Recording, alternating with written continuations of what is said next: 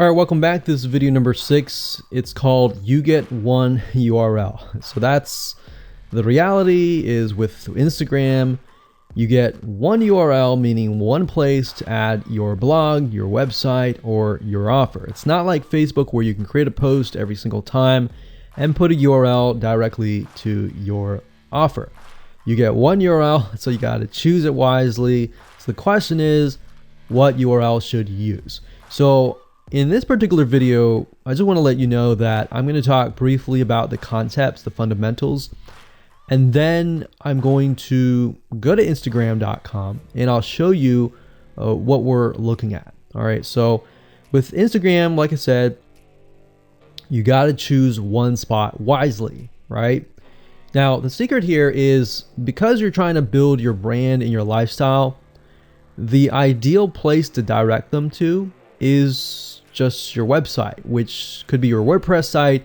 And then on your WordPress site, you have your blog, your website, and your offers all on that particular site. So the secret here is because you're building a brand, because you're building a lifestyle, what you want to do is you want to still brand yourself. You don't usually want to just direct people to a sales page. People have taken the action to follow your profile, but they're still getting to know you, right? They're still trying to build that identity, build that relationship with you. So you still need to gain their trust. So here's a basic blueprint that you can follow, but from the Instagram profile, I recommend that you direct them to either a blog, your website, or an opt-in with free tips. So you're still trying to build their trust. There's still semi-cold traffic. If you send them to a blog with more content, more free information, then that's going to gain their trust. They're more likely to want more, right? Or if your brand, you can send them directly to your website and they can buy the products. But at the end of the day, you can use that. You can use an opt-in with free tips or a squeeze page to build your list first. Because what I found is that a lot of times it takes 7 to 12 times to actually touch the person, get to know them before they actually buy. So what I mean by touching or touch points means emails. So it could be 7 to 12 different emails after they sign up for a freebie. And you can email them using an autoresponder like getresponse.com or aweber.com. And just build that relationship through your email autoresponder system. And then once you've built that relationship on a more personal, deeper level, then you can begin to sell things. So we don't advise you to put a URL there where you're selling a product straight. You know, it's actually better if that link is going to your blog or a content piece with tips, maybe tips on scuba diving, the top 10 things you shouldn't do as a newbie scuba diver, or the top 10 gears that I use. So if you think about that, you're telling them the gears that you use, and maybe you link them to affiliate links like Amazon affiliate links. So you're indirectly making money by providing free content. So that's another method of indirect selling. Now, make sure that when you do this, make sure you follow FTC guidelines and make sure to be transparent with people that you are making money anytime they buy through your affiliate link. By doing this, your goal is to gain their trust and create a true fan that loves you so much they spend at least 10 to 15 minutes per day following you, seeing, what's happening in your life, looking at the good times, the bad times, basically the life of your brand. Now, you might be thinking, well, what if I'm not a person? What if it's just a brand? Well, same thing. You can show the lifestyle of the brand, what the brand is doing, what the brand is going to do, like upcoming sneak peek previews of what the brand is doing. Because Instagram, if you notice, is a lot about curiosity, a lot about sneak peek previews. So that's the end goal. So what I want to do now is just hop on over to Instagram.com And let's talk about what we just talked about. All right, so Instagram is a mobile app, so I can't show you a ton, but I can show you at least a few things. But if you go to instagram.com/Instagram, you'll be able to find the search bar. If you go straight to instagram.com, then you'll be met with a screen that says you'll need to download the app. But as you can see here, you get one URL, and the one URL is going to be located basically at the top inside your description.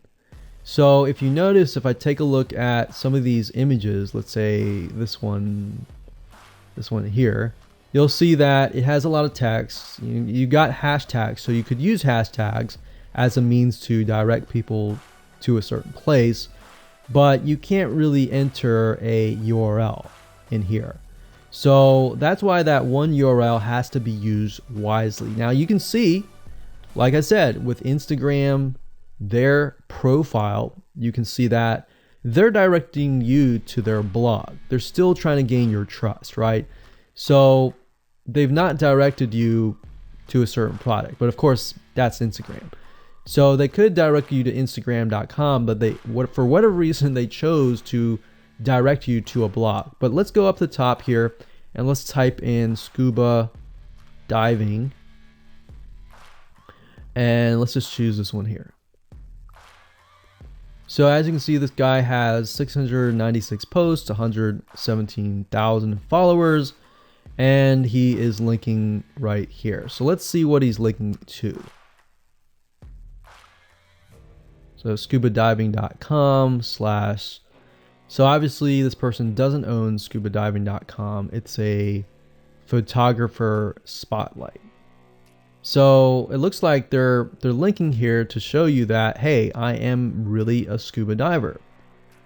But what she could be doing is, if they wanted to monetize he or Beth Watson here, she could be directing people to a blog that showcases scuba diving and all that. Now, she's more into photography, so she's probably going to track people who are in photography, so it's not really going to be scuba diving equipment, but rather people are probably going to want to know, hey, what camera are you using, what equipment are you using, what scuba diving equipment are you using, and all that for the purposes of photography.